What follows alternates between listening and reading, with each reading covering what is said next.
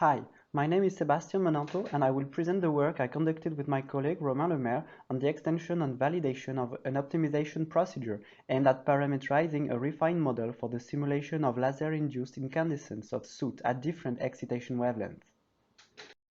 This research aims at tackling the need to understand the formation of soot particles, which are produced from the incomplete combustion of hydrocarbon fuels at high temperatures and under fuel-rich conditions, which are often encountered in industrial combustion systems.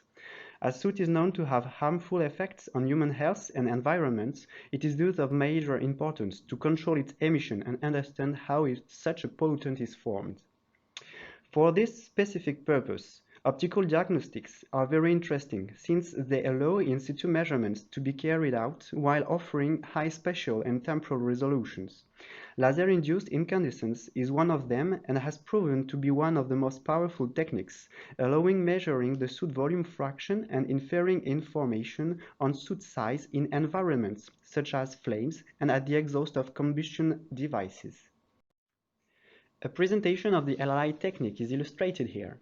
It briefly consists in heating soot particles up to the incandescence temperature by means of a pulsed laser source. And after the heating stage, particles then cool down up to the flame temperature through different mechanisms that will be described in the next slide. The radiative signals emitted by the laser-heated soot is then collected using an adapted detector like a photomultiplier tube or an ICCD camera. In this way, the LI emission of soot can be monitored as a function of time and space.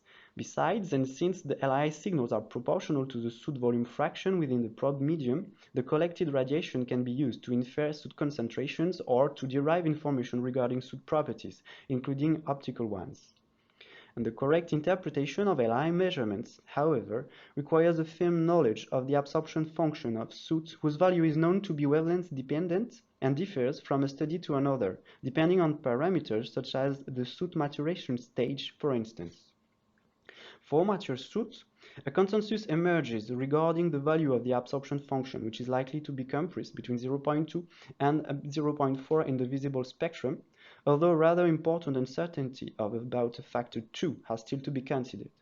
And among the strategies commonly implemented to precisely assess such a crucial parameter, one can use a LII model allowing inferring by inverse calculations the soot absorption function value, which has to be set so as to reproduce a series of LI signals measured in a well-characterized environment.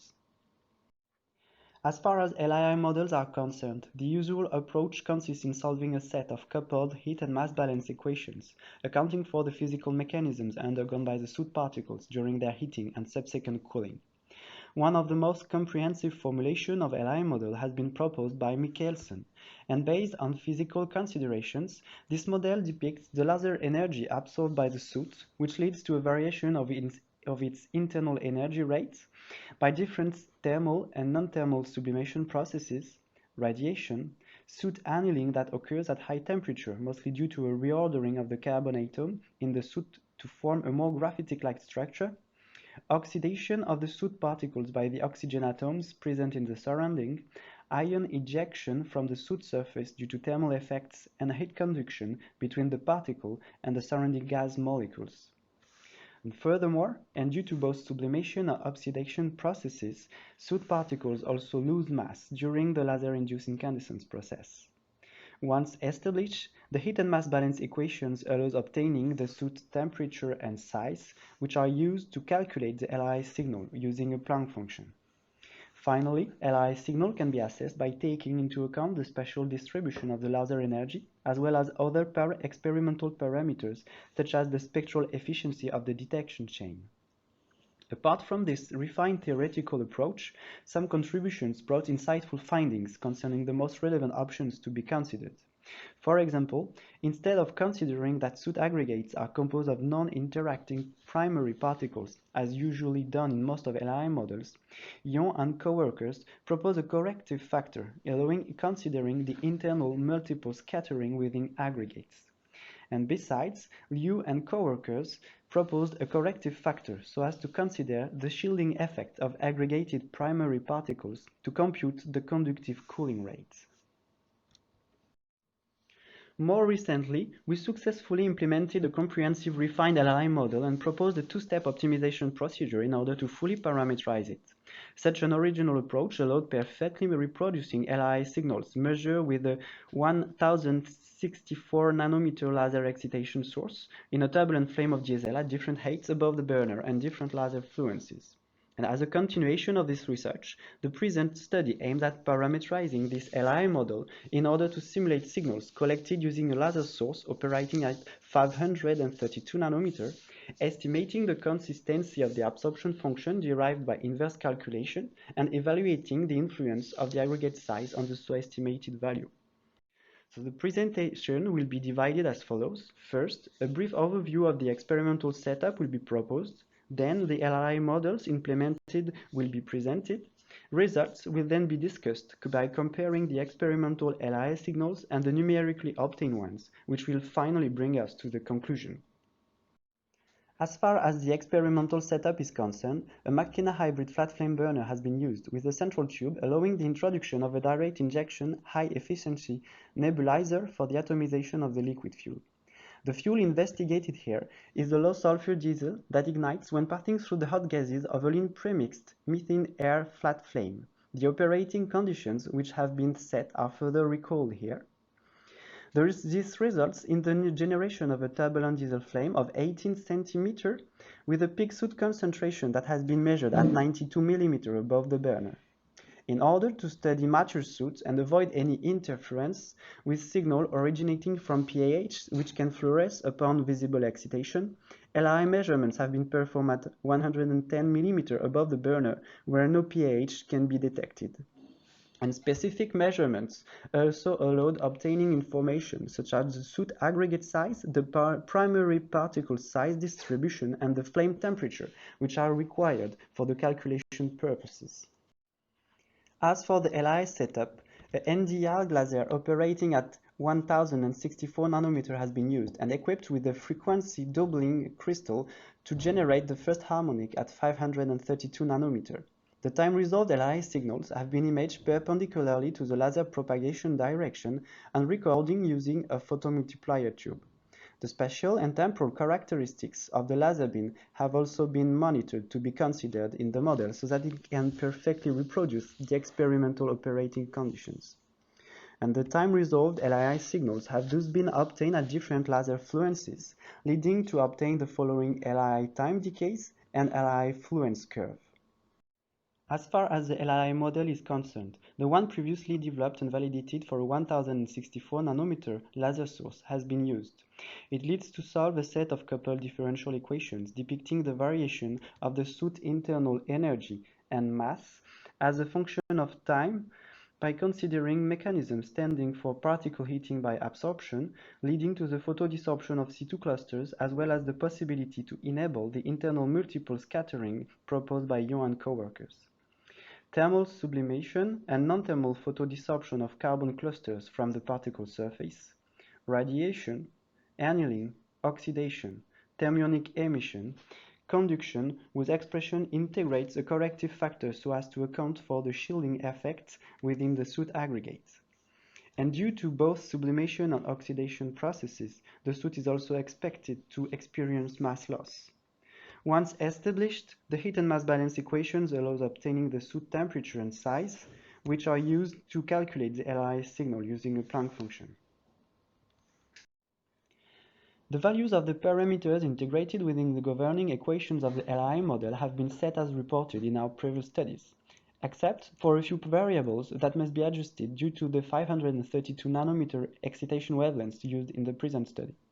This includes the absorption function value, 3 parameters aiming at driving the saturation of the linear and multi-photon absorption processes, and an extra parameter whose value represents the enthalpy required to photodesorb C2 clusters.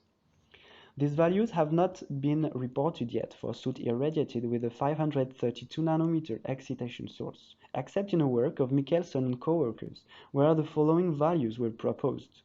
Although the model used in their work significantly diverges from the one implemented herein, the above parameters have still been tested as a first stage. and as depicted in the plotted figures representing comparisons between measured and simulated time decays and fluence curves, these values turned out to be unsuitable to properly reproduce the experimental data collected at 110 millimeters above the burner in the diesel flame.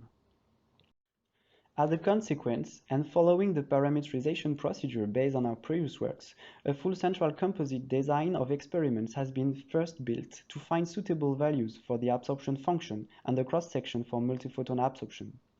To this purpose, the minimization function has been defined as the least square sum between numerical and experimental fluence curves due to the fact that these two parameters mainly control the increasing section of the fluence curve.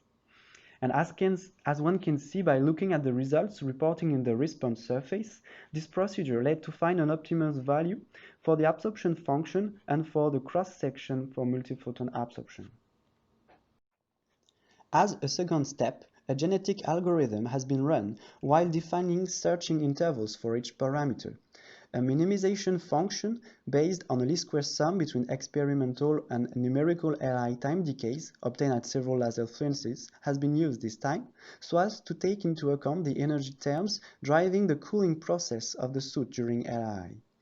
Doing so led to obtain the following optimized parameters, and obtained results show that simulated Li time decays and fluence curve properly reproduce their experimental counterparts, thus validating the proposed parameterization procedure. Finally, the influence of the aggregate properties has been investigated. The results integrated internal multiple scattering within soot aggregates, thus led to obtain an absorption function value of 0.3, while such value has to be set to 0.38 to obtain similar predictions when neglecting the internal multiple scattering. As observed, the 21% drop of the absorption function when considering the effects of multiple scattering clearly highlights the importance of thoroughly considering aggregate properties so as to derive consistent information on soot optical properties by Li modeling. It's also noteworthy that the absorption function inferred in the present work agrees with the classical range of values reported in the literature, that's to say between 0.2 and 0.4 for mature soot. And finally, and based on the absorption function values determined in our previous works for a 1064 nanometer excitation wavelengths, one can estimate the absorption function ratio whose value is equal to 1, either neglecting or accounting for the multiple scattering. And one can note at this stage that such value is identical to the one reported in the literature when performing two excitation wavelengths LI measurements, thus strengthening the consistency of the refined LI modeling work achieved herein. This finally brings us to the conclusion of the study that can be summed up as follows. First, experimentally monitored Li fluence curve and time decays obtained for a 532 nanometer laser source have been properly reproduced by means of the fully parameterized Li model implemented herein. Second, the two-step fitting methodology involving design of experiments and genetic algorithm allowed extending the capabilities of the Li model previously validated for a 1064 nanometer excitation wavelengths so as to simulate signals collected using a 532 nanometer laser source herein. Absorption function value at 532 nanometers, 21% higher, have been inferred when neglecting the internal multiple scattering, thus illustrating the importance of considering aggregate properties to derive proper information on soot optical properties through Li modeling. 4. Both the absorption function value and the absorption function ratio, which have been inferred from the Li model, have been found to be consistent with the data reported in the literature. So these conclusions therefore strengthen the consistency of the proposed Li modeling procedure, whose predictive ability has been validated against data collected using 1064 and 532 nanometer excitation wavelengths. And as a consequence, the modeling approach proposed will be pursued by considering additional excitation wavelengths in the ultraviolets. I thank you for your attention.